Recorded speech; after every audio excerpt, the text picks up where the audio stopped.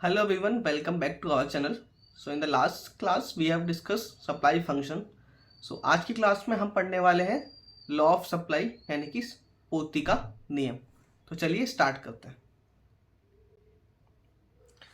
So basically law of supply क्या कहता है? लॉ ऑफ सप्लाई कहता है कि प्राइस के बढ़ने से सप्लाई बढ़ जाती है, प्राइस के घटने से सप्लाई कम हो जाती है। दैट मीन्स वस्तु के कमोडिटी के प्राइस में एंड सप्लाई में पॉजिटिव रिलेशनशिप होता है। कैसा रिलेशनशिप होता है बेटा? पॉजिटिव रिलेशनशिप होता है। यही लिखा हुआ है यहाँ पे, other things remaining constant, there is a positive relationship between price of commodity and its quantity supplied. So it means supplied at higher price is high and low price will be low supply.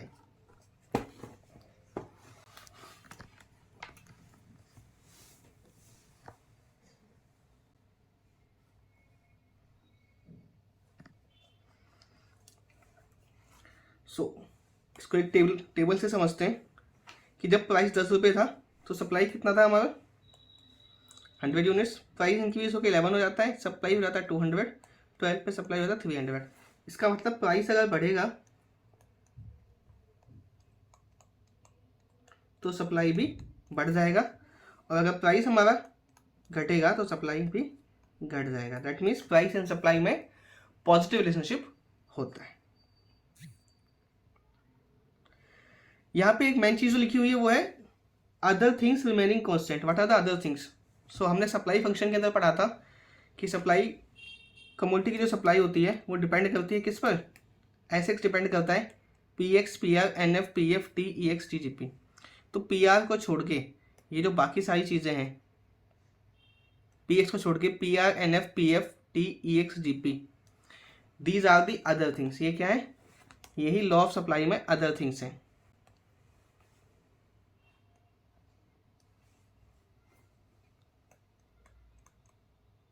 ये क्या है? यही other things है as पर law of supply. तो इनमें कोई change नहीं आना चाहिए, आइडियली इनमें कोई चेंज नहीं आना चाहिए। मान लीजिए कमोडिटी का प्राइस बढ़ा, लेकिन क्या हुआ? फर्म की संख्या कम हो गई, यानी कि नंबर ऑफ फर्म्स कम हो गया, तो सप्लाई में कोई चेंज नहीं आएगा, क्योंकि जितना प्राइस बढ़ने से सप्लाई इंक्रीज हुई होगी उतना ही नंबर ऑफ फर्म्स डिक्रीज होने से सप्लाई कम हो जाएगी।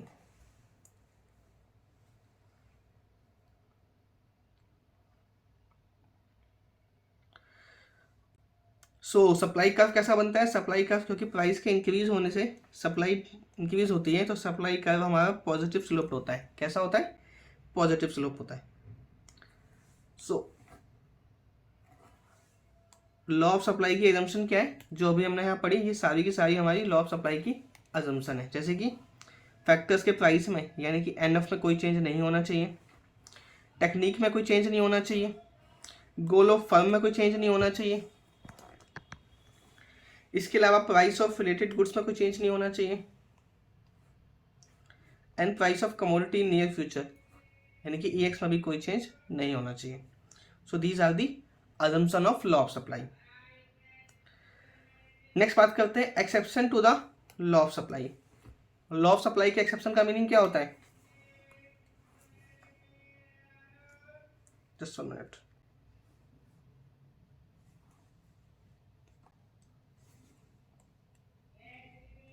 ये वो सिचुएशंस होती हैं where law of supply fails. Law of supply fails means what? Price के बढ़ने से जरूरी नहीं है कि सप्लाई बढ़ेगी हमारी। पहले एग्जांपल की बात करते हैं एग्रीकल्चर आउटपुट। अगर हमारा आउटपुट ही एग्रीकल्चर वाला है तो उसका मतलब उसका जो प्रोडक्शन होगा वो डिपेंड करेगा नेचुरल फैक्टर्स के ऊपर या गवर्नमेंट के ऊपर।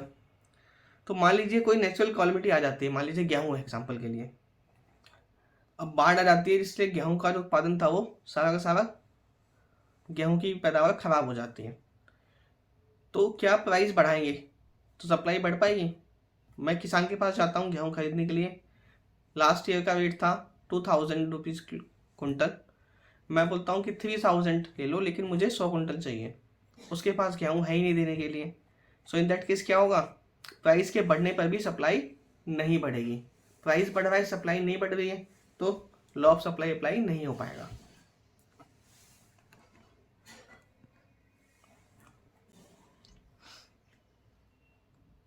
यही लिखा हुआ देखिए यहाँ पे। नेक्स्ट है हमारा गुड्स ऑफ सोशल डिस्टिंक्शन। कुछ ऐसे गुड्स होते हैं जो समाज में स्टेटस के प्रतीक होते हैं, जैसे कि कोई बहुत ही लग्जरियस गुड्स है, हीरा है, डायमंड है, तो डायमंड की सप्लाई प्राइस इनकी तरफ से बढ़ जाएगी क्या? नहीं। अगर ऐसा होगा तो उसका जो लग्जरियस स्टेटस है वो नहीं रहेगा, इसलिए उस केस में क्या होगा, प्राइस तो बढ़ेगा यहाँ पर लेकिन सप्लाई में कोई चेंज नहीं आ रहा है, तो लॉ ऑफ सप्लाई